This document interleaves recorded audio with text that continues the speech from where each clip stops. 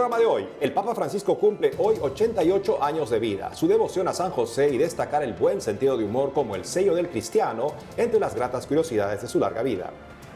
Desde Siria, la Iglesia Católica Maronita pide al nuevo gobierno que respete a todas las religiones que se practican en el país, mientras la vida cotidiana va retomando su curso tras el fin de la dictadura de Bashar al-Assad.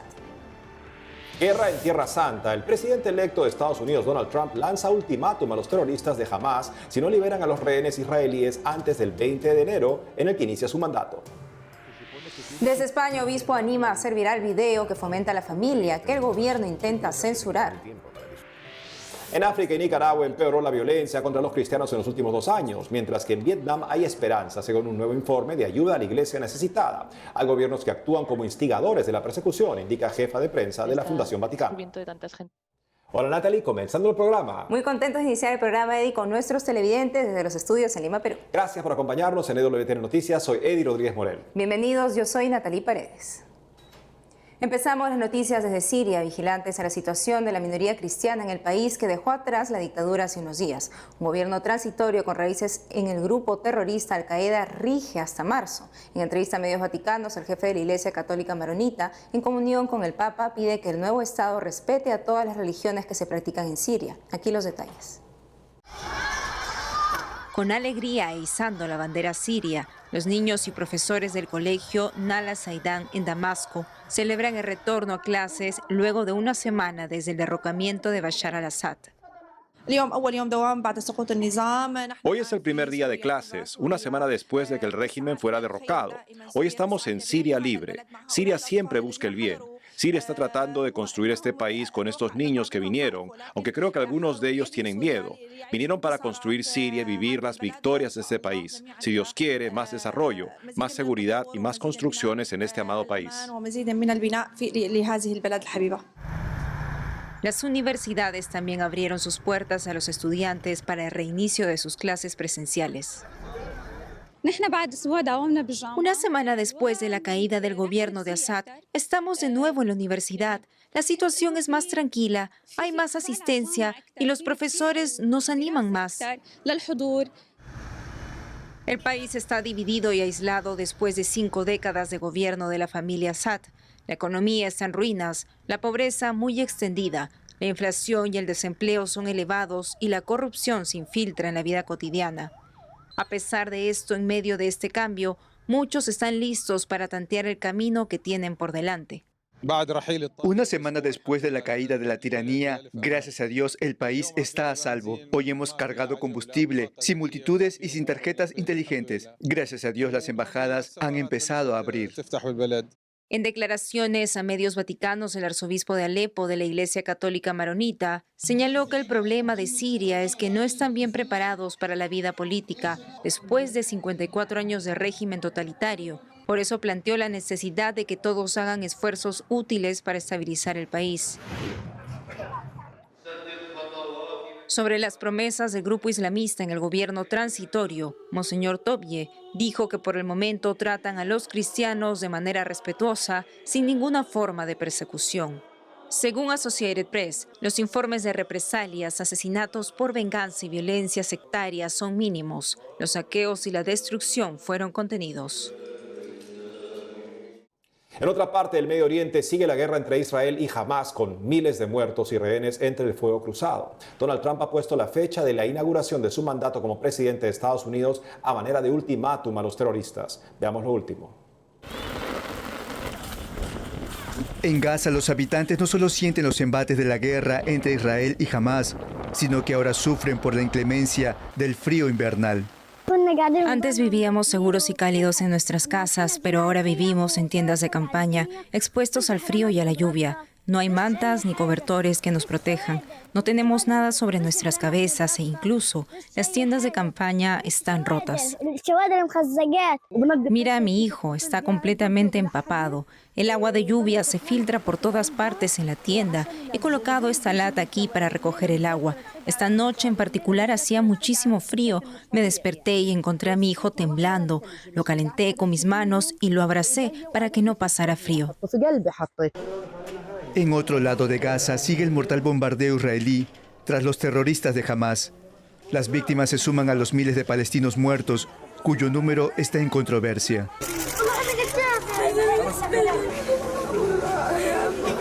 Desde Estados Unidos, el presidente electo Donald Trump, en una reciente rueda de prensa, confirmó su apoyo a Israel. Lanzó una advertencia al grupo terrorista Hamas de no liberar a los rehenes antes del 20 de enero, en que asume su mandato. Como saben, advertí que si esos rehenes no regresaban a casa para esa fecha, se desataría un infierno. Bueno, tendrán que determinar qué significa eso, pero significa que no será agradable. No lo es, no será agradable. En la Corte Internacional de Justicia, la demanda contra Israel por genocidio en Gaza tiene a Irlanda como otro país acusador, dispuesto a reconocer un Estado palestino. Israel reaccionó cerrando su embajada en Irlanda. En el frente interno, el primer ministro israelí, Benjamín Netanyahu, enfrenta un juicio por fraude, abuso de autoridad y soborno, que lo llevó a tribunales este lunes, mientras que sigue vigente una orden de arresto internacional en su contra por crímenes de guerra y lesa humanidad en Gaza, dictado por la Corte Penal Internacional. Ahora ponemos nuestra atención en España, donde el gobierno pretende sacar fuera de circulación el video de una campaña que promueve a las familias tener hijos, pero la Iglesia actúa. Veamos cómo. Nuestro corresponsal Nicolás de Cárdenas informa. Sí, pero qué barbaridad. Sí, pero si debería de ser su principal empeño. Monseñor José Ignacio Munilla ha pedido responder al intento de censura gubernamental de un video de familias numerosas que invita a reflexionar sobre las excusas para no tener hijos y a hacerlo viral. Tú no querías tener hijos. Si eres de los que sí, pero antes tiene que asentar su carrera profesional. El pasado mes de noviembre, la Asociación de Familias Numerosas de Madrid lanzó una campaña que usaba los lemas «¿Se te está pasando el arroz?» y «Te la están colando». El pasado 20 de noviembre, Cristina Hernández, directora del Instituto de las Mujeres, dependiente del Ministerio de Igualdad, envió una carta a la presidenta de la asociación, María Menéndez, en la que reclama que adopten las medidas necesarias para la retirada de esta publicidad, así como el cumplimiento de la normativa vigente. En la misiva se afirma que el contenido de la campaña, que además del video consta de carteles publicitarios en marquesinas, de paradas de autobús y en las estaciones del metro de Madrid, está cargado de prejuicios y presiones hacia la juventud, y especialmente hacia las mujeres, por su particular biología. Evoca momentos oscuros de nuestra historia que creíamos desterrados.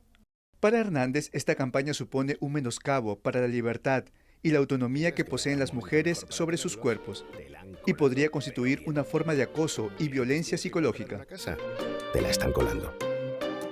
Que es una tarea que te supera. Bueno, el prelado ha alabado el video de la campaña porque su argumentación no va ni por el lado reivindicativo político, ni tampoco tocando la tecla del emotivismo.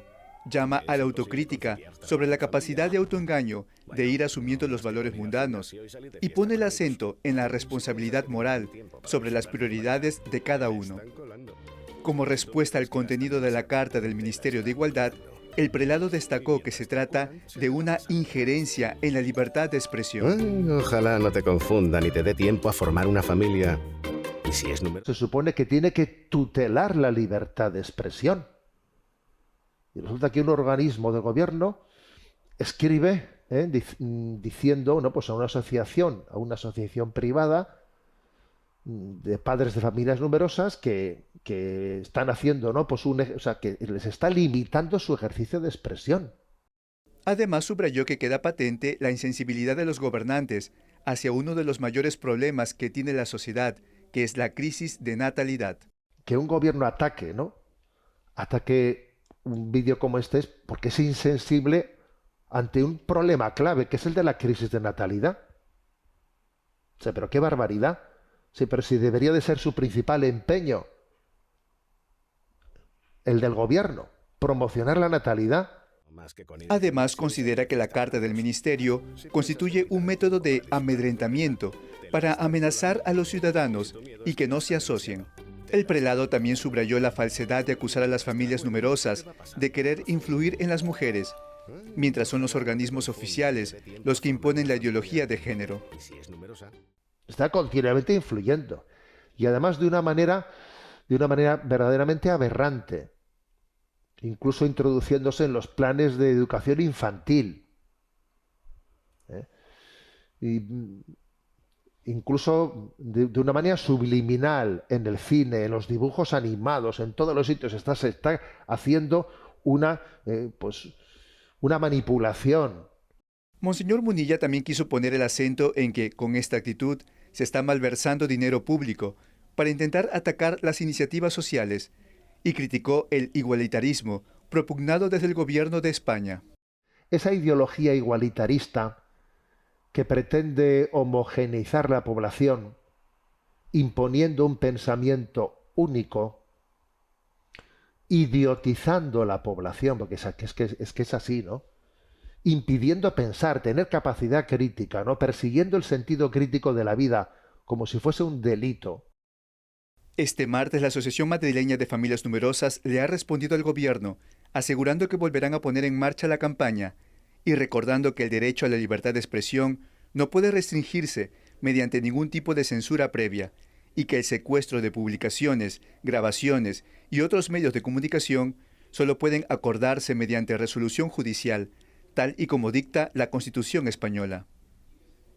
Monseñor Munilla ha publicado el vídeo en todas sus redes sociales y ha animado a hacerlo aún más viral. Ya tiene más de 100.000 visitas en YouTube. Desde España, Nicolás de Cárdenas, EWTN Noticias. Mientras en España el gobierno se alinea con los que no quieren tener hijos, en Japón las autoridades piensan diferente. La gobernadora de Tokio, Yuriko Koike, anunció esta semana que para combatir la baja tasa de natalidad en el país, crearán un plan de guarderías gratuitas para los niños en edad preescolar. Japón tiene la segunda población más envejecida del mundo, después de Mónaco, según Infocatólica. Por ahora las guarderías públicas en Japón están disponibles solo para padres que trabajan, pero el gobierno plantea ampliar el acceso a todos los hogares. La medida busca reducir la carga económica de las familias. Según medios japoneses, esta política en Tokio es la primera iniciativa de este tipo a nivel regional. En otras noticias, la Fundación Pontificia Ayuda a la Iglesia Necesitada presentó su informe anual, Perseguidos y Olvidados, un profundo reporte sobre los cristianos oprimidos por su fe en los últimos 2 años en diferentes países del mundo. Sobre las conclusiones, estamos en conexión con María Lozano, jefa de prensa de ACN Internacional, quien se encuentra en Alemania. Estimada María Lozano, bienvenida a EWTN Noticias. Según el nuevo informe de Ayuda a la Iglesia Necesitada, ¿en qué países les ha ido peor a los cristianos en los 2 últimos años? Muchas gracias por la invitación. Mira, el informe, que comprende 18 países, resalta que en la mayoría de los países analizados la situación ha empeorado significativamente en los últimos 2 años. África, yo diría que se ha convertido en el epicentro de la violencia islamista militante, afectando gravemente a países como Burkina, Nigeria o Mozambique. Luego tenemos la parte de Asia, con China e India, donde se puede decir que las restricciones por medio de leyes se han intensificado enormemente y se ha producido una represión de minorías cristianas dada por el nacionalismo religioso. Y luego, por supuesto, no podemos dejar de citar un país que ha entrado nuevo, que es Nicaragua, que refleja una represión tremenda contra los cristianos en general, contra la Iglesia Católica en particular, incluyendo muchísimas detenciones masivas y la expulsión del clero que estamos viviendo todavía hasta hoy.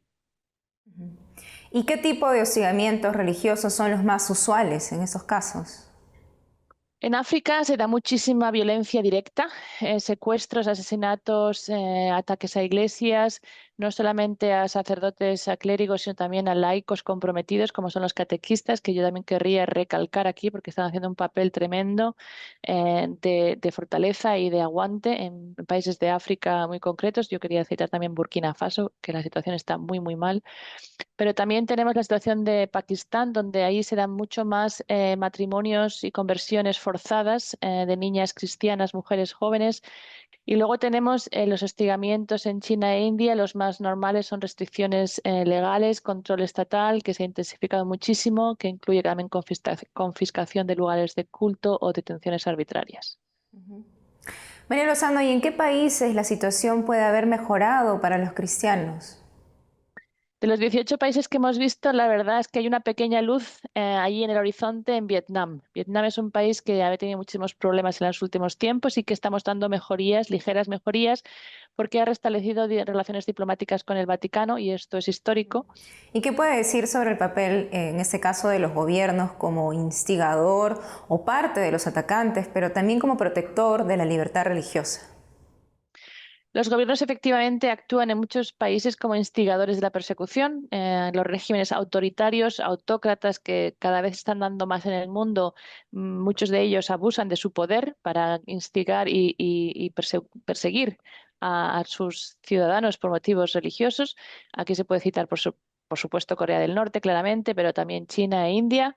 Y países como Nicaragua también se está apreciando esta línea autoritaria que lleva a un nacionalismo religioso en algunos casos o a un comunismo estatal, por llamarlo de alguna manera. Después hay otras excepciones, como decías, también hay parte positiva en esto, ¿no? Tenemos algunos gobiernos que están creando una especie de embajador de defensa de las regiones, le llaman algo así, portavoz de las religiones, para defender ante sus diferentes gremios políticos el derecho a la libertad religiosa, y pensamos que eso es muy positivo y también se está dando cada vez más en diferentes lugares, en diferentes países, tener un representante que realmente se ocupe de la defensa de la libertad religiosa en general, y por supuesto eso también indica la libertad religiosa para los cristianos.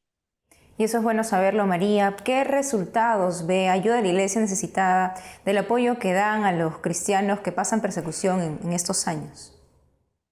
Mira, creo que lo más importante, además de que, por supuesto, ayuda a la Iglesia necesitada, ayuda a la Iglesia que sufre, también se le conoce con este nombre, ayuda a muchísimas comunidades desplazadas, sobre todo muchísimo a los desplazados internos en muchos países por motivos de la persecución religiosa, dándole alimento, dándole refugio, también ayudando a lo que son programas pastorales, porque la Iglesia que está desplazada tiene unas necesidades tremendas y muy diferentes a la Iglesia normal.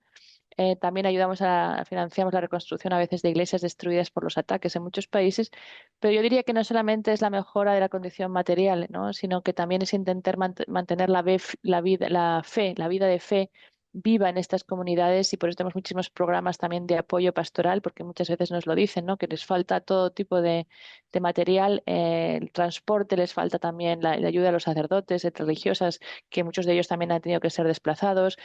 Así es, María Lozano, muchas gracias por lo que nos has comentado en la entrevista. Gracias a vosotros por estar siempre tan pendientes del sufrimiento de tanta gente en el mundo y tantos cristianos.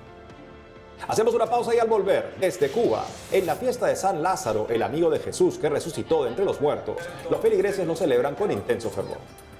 Además, desde España, Andrés Perfume Man, el influencer más popular de la perfumería en español, comparte su testimonio de conversión. Regresamos con más noticias con Enfoque Católico.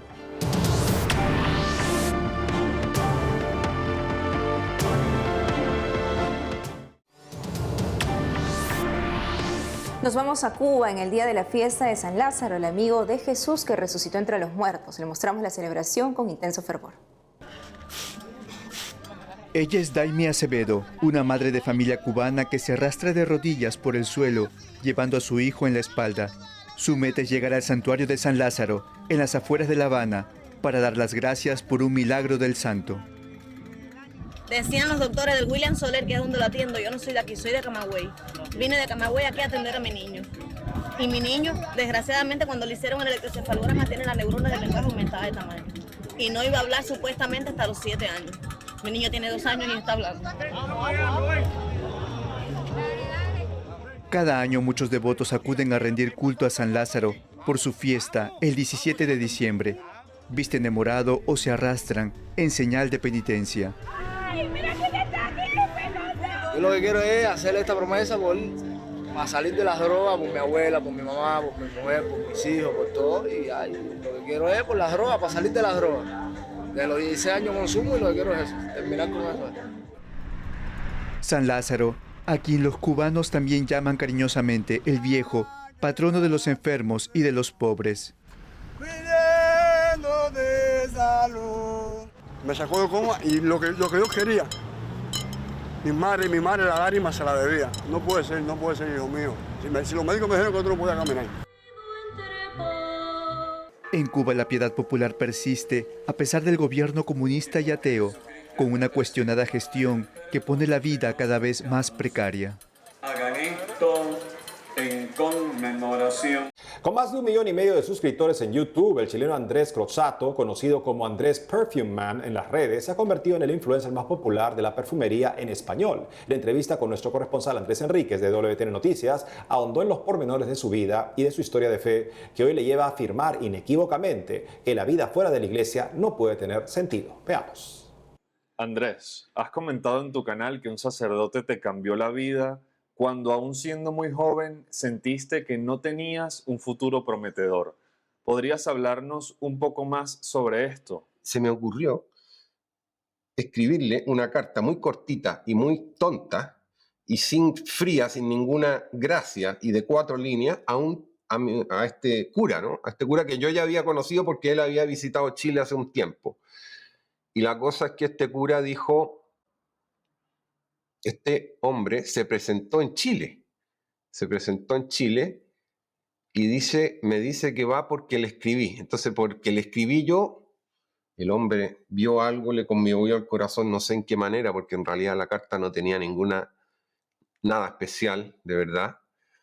Pero bueno, se presentó en Chile. Entonces se presentó en Chile y se quedó más o menos 2 meses o 1 mes, no me acuerdo, y me dijo: mira, tenemos que conocernos más, vernos cada 3 días y hablar.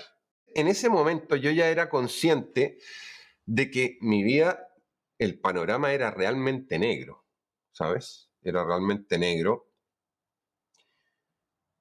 Y yo empecé a hablar con Dios y decirle: oye, mira, yo soy consciente de que este panorama es muy negro y va a peor, porque a mejor no puede ir, ¿no? Con la situación.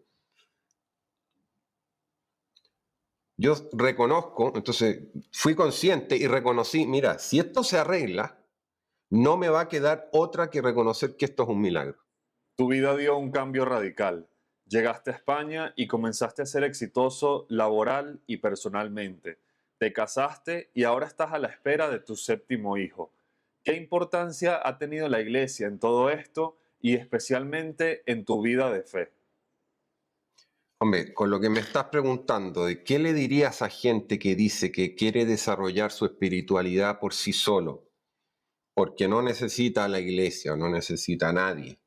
Básicamente lo que están diciendo es que no necesitan a nadie para desarrollar su fe, o más bien desarrollar su relación con algo superior, en este caso Dios. Yo, desde mi punto de vista, esa es una persona que no se conoce absolutamente nada. Que en el fondo era como yo cuando tenía 19 años, cuando decidí: mira, voy a vivir como yo creo que hay que vivir, ¿no? Después de haber pasado por tantos momentos en tu vida y de haber superado tantos obstáculos, ¿qué has aprendido acerca del valor del sufrimiento y del sacrificio? Es una cosa interesante porque, claro, el sufrimiento es un misterio, ¿no? Es un misterio que es difícil entender, es muy difícil entender, especialmente el sufrimiento cuando no viene acompañado como consecuencia de nada, que no hayas hecho nada malo, ¿no? Entonces, yo no sé cuál es el sentido del sufrimiento, pero sí sé que Dios no está lejos de ese sufrimiento. Y ya para terminar, ¿qué perfume podrías recomendarnos para ir a misa, digamos, un domingo caluroso en el que la iglesia está repleta? Hombre, para ir a misa no hay nada especial que yo te dijera: mira, es que este tipo de olor va mejor para la misa. Yo, para un día calor, te recomendaría una cosa muy buena cítrica o una cosa muy buena marina, estas cosas ganadoras masculinas ricas, ¿no? Que proyectan así como limpieza, que son unas cosas especiales, pero no cualquiera es especial. Por ejemplo, Aqua di Gio sí es muy especial, aunque un poquito antigua. Hay otra que se llama Dior Homme Cologne, que también es un olor un pelín clásico, pero es una maravilla, muy refinada, muy cítrica, inocente, ¿no? Es una cosa exquisita, masculina, tiene encanto. Mira, esas dos creo que son, sí, apropiadas. Andrés, muchísimas gracias por estar hoy con nosotros. Nos despedimos viendo una semblanza del Papa Francisco en el día de su cumpleaños número 88. Rezamos por usted, querido Santo Padre. Hasta mañana a todos.